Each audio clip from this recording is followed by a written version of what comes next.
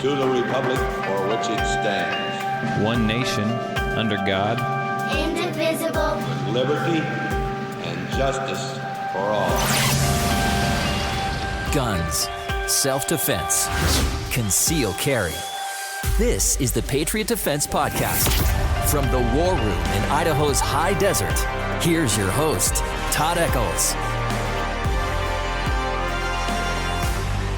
And I am back once again. It is a Tuesday. It's a Tuesday morning, and I am tucked away in the war room somewhere in the high desert of southern Idaho.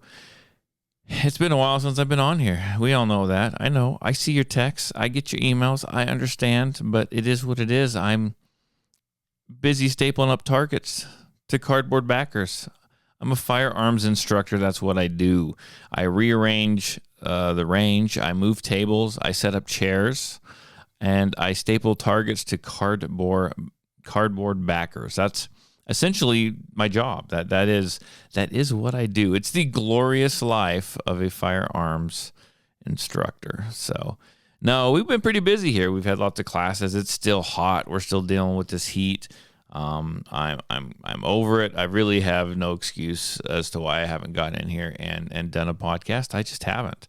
Lots of classes, great big permit classes, really good permit classes as far as really good shooters, good people, students showing up with good questions, makes for a absolutely fantastic class.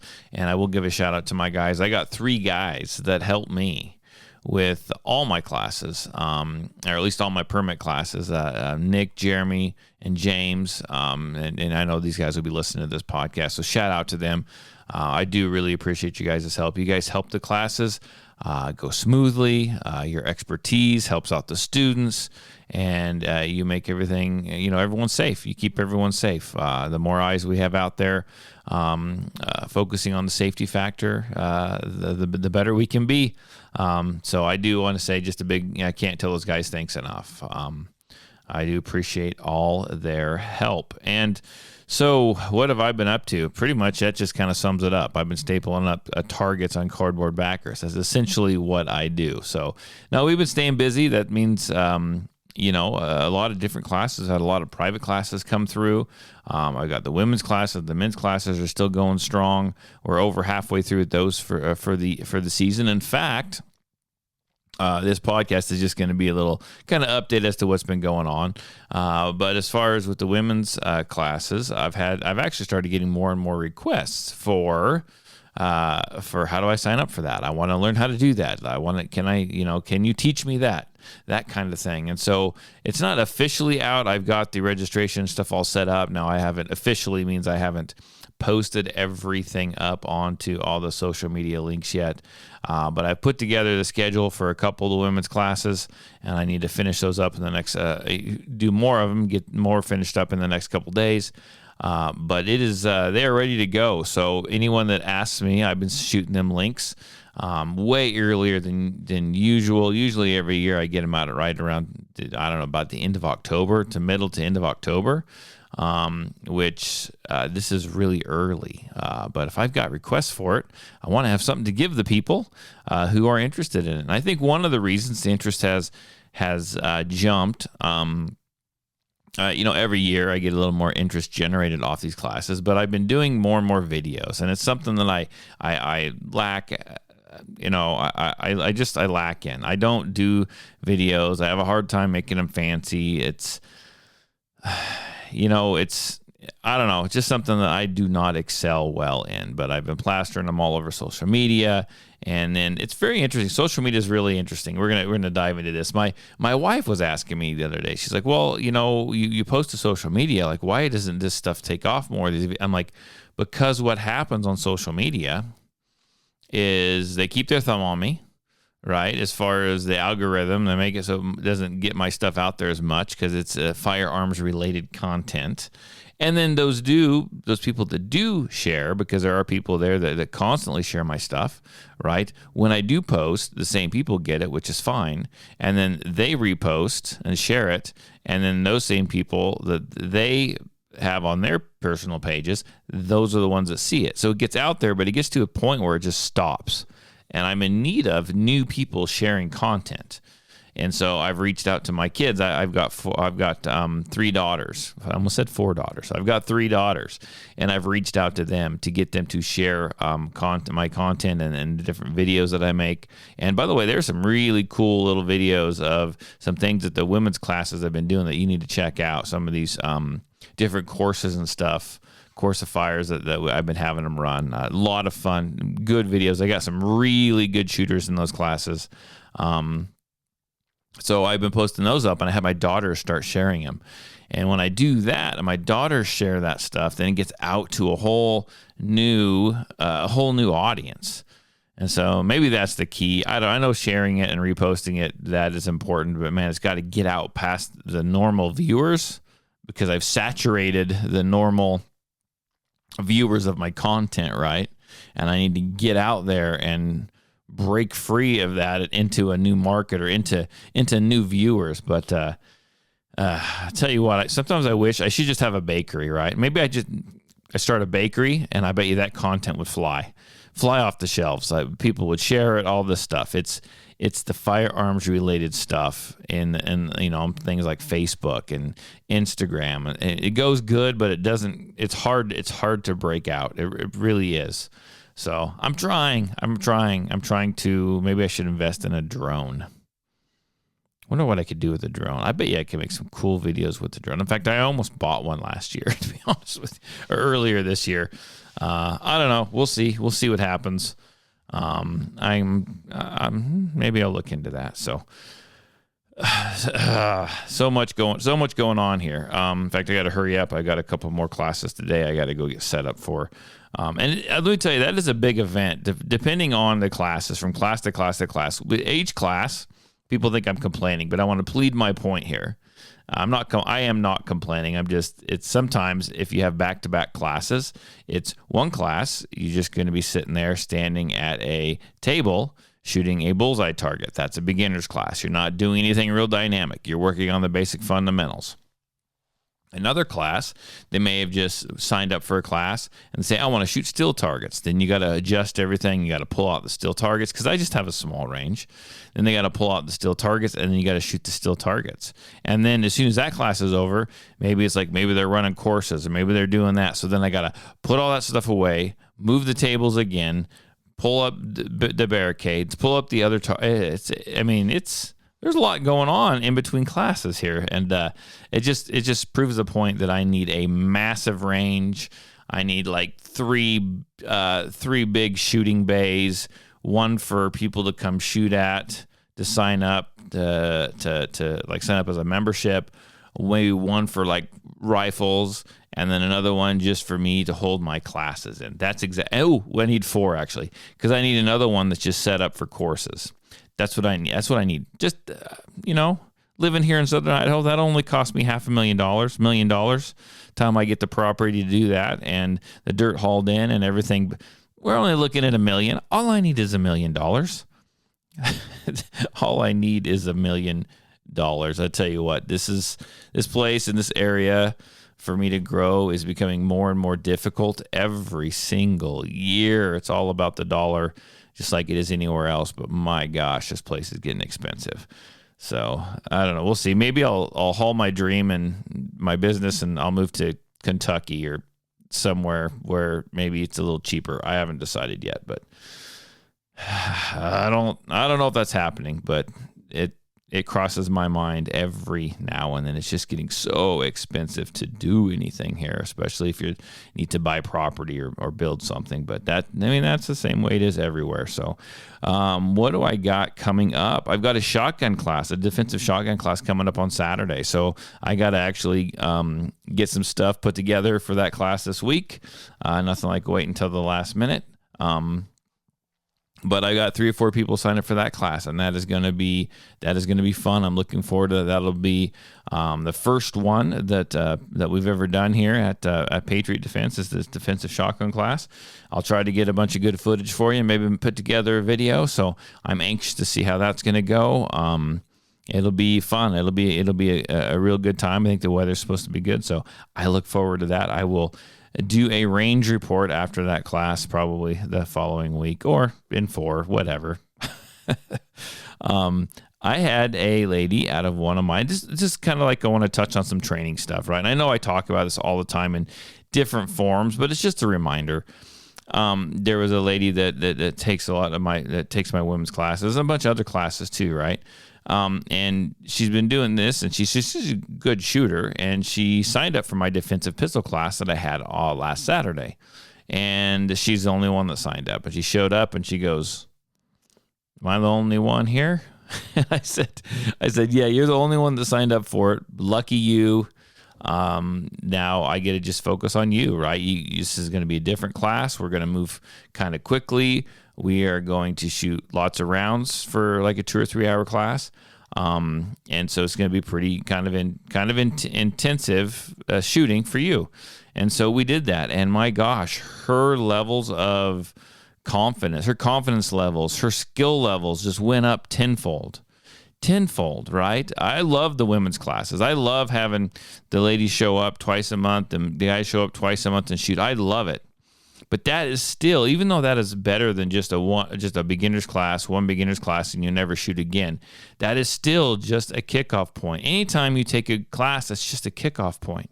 That is just a launching point for more. That should show you that there is more out there. And she noticed that. And so she took me up on the offer of signing up for this other class. And she did. And man, the one-on-one individual attention. I mean, I think she probably drew her gun. She ran from the holster for 3/4 of the class. I bet you she had 200 plus draws in. That's a lot of draw strokes in one class for one person, and about a 3 hour class. So what we did is I had a whole bunch of different drills, and I allotted like 50 rounds per drill. And there were some of it was slow, some of it was quicker, but we analyzed every shot she took. We analyzed every draw stroke she took from the holster. We did it all, and it was absolutely fantastic for her. Now, 3 or 4 more people could have signed up for that class, and they still would have got all that attention. But man, what a great class that was. In fact, she's just a better shooter because of it. She's more confident out of her holster. Like she said, this was her own words. I should have got her on the show. In her own words, she goes, "I love the women's class. I love all this stuff. I love coming out here twice a month. But man, this is like the shot of adrenaline I needed. This was the class that kind of just because she goes, you talk about everything in class, but until you get out and you start doing a little more dynamic stuff and you start putting it together, you don't quite understand it." She's like, "I understand it now." And the best thing that I hear from all my students when they leave these kinds of classes is, "My arms are tired." And I'm like, good. That means you were doing it right. That means you had the trigger press down. That means you had the grip right. That means you had the pressures right. That means we worked you. We worked your arms. We worked you from the draw. We worked your shooting skills and those muscles. And that is exactly what we want to hear. That is exactly what I want to see happen. So I'm pretty proud of that class. I really like it. I think it might become more of a staple in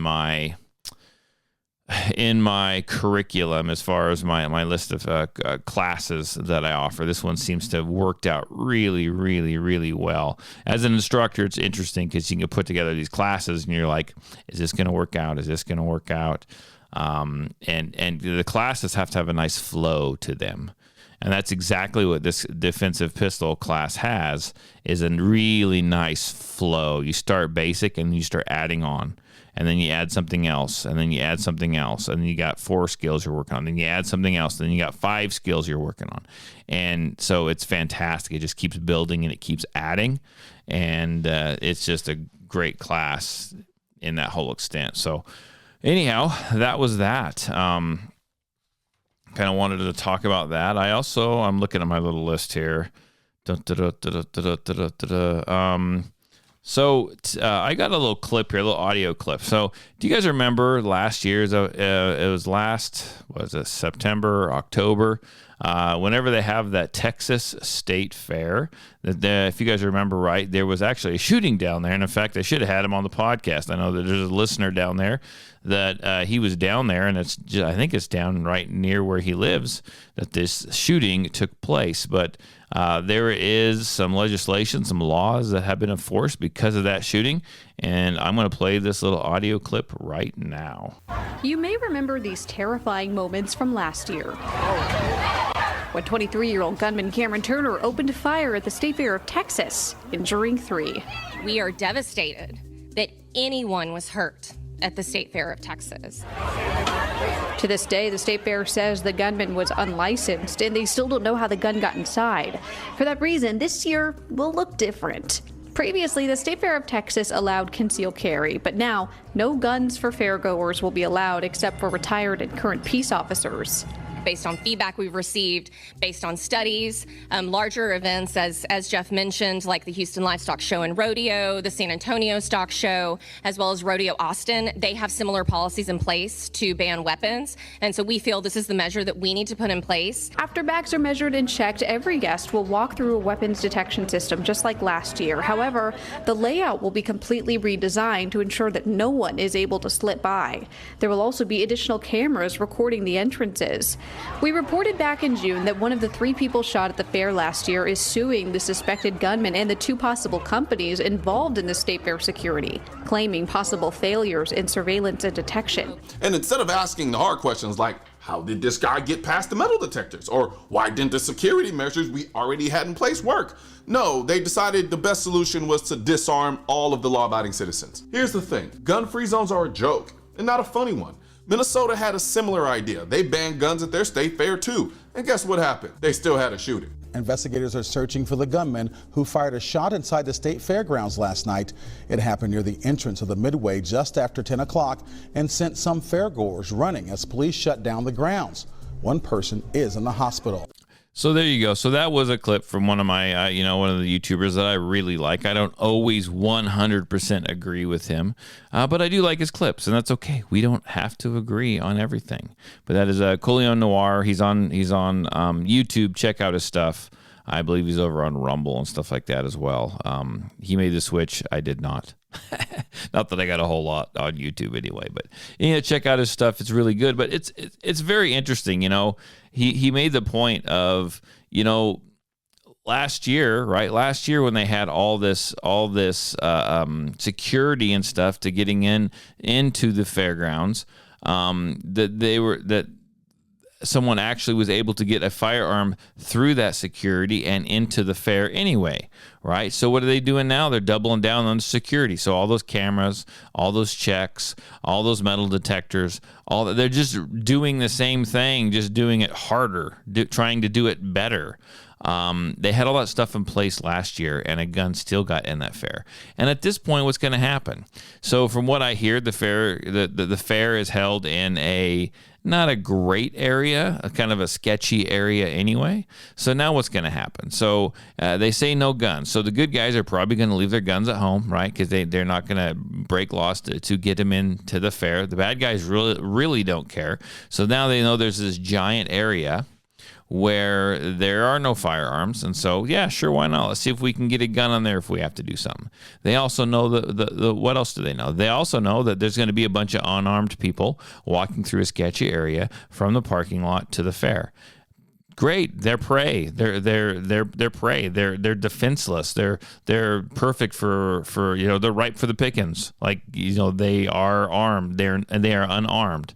And they also know that, unfortunately, this is the way this goes, too, that people don't always leave firearms in their vehicles like they should. They don't leave them in a safe. They don't attach the safe to the floor. So there's a good chance that there's going to be a huge parking area where there's going to be hundreds, if not thousands, of vehicles parked.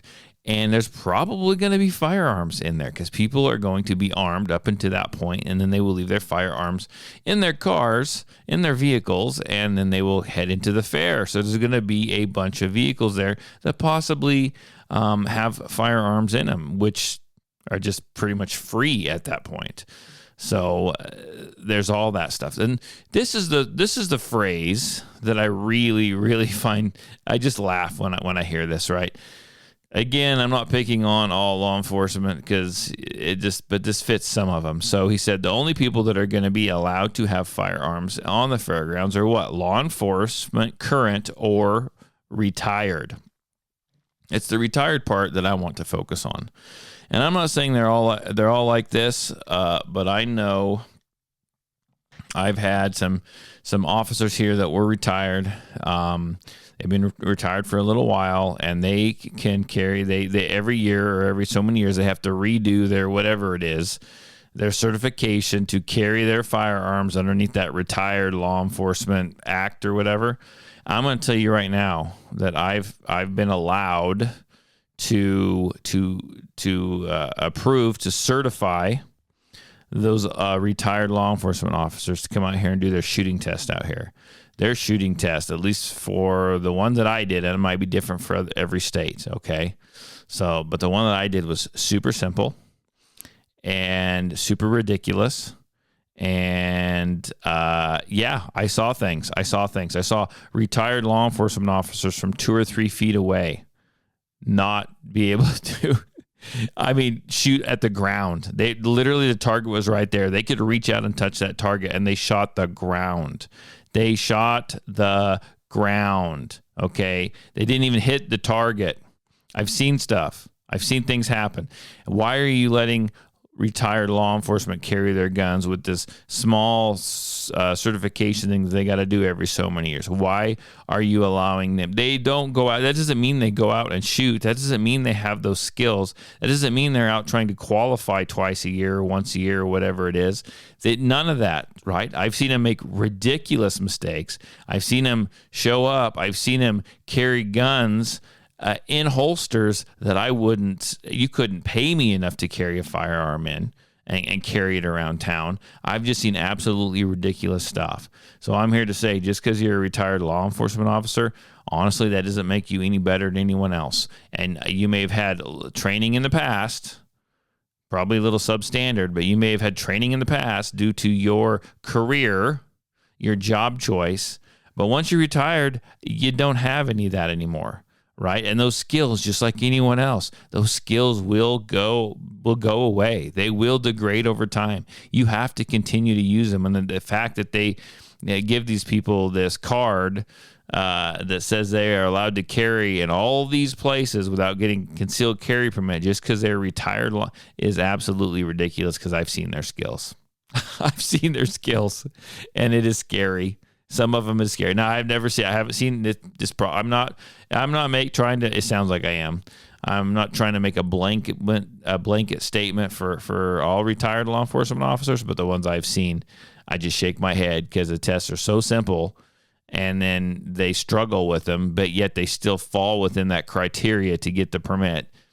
Absolutely ridiculous, right? Absolutely ridiculous. And then the fact that you want to stick those people in schools, maybe to protect the kids, and then let's talk about veterans too, right? You want to stick veterans in school to protect the kids. I've seen some veterans on the range that I would just shake my head and it's like, I don't care if you're a veteran. I don't care if you're military. Your firearm skills suck. They are so poor. You're the most unsafe person here. And so that shouldn't be just a blanket.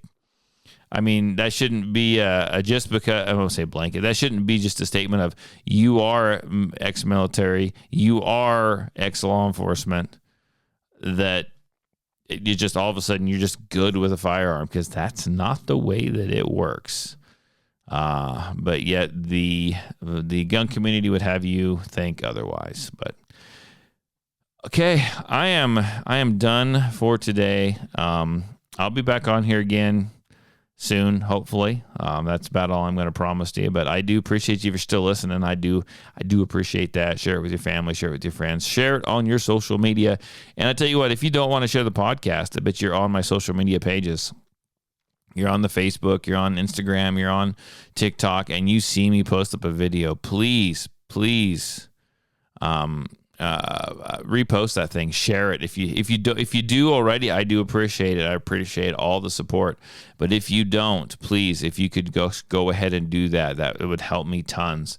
Gets it out there to new subscribers, new people, local people sign up for classes. It really helps me out a bunch and helps keep this podcast going. I do appreciate it. And I guess I'll talk to you guys later. I'll catch you later. Hopefully in a week, if not sooner.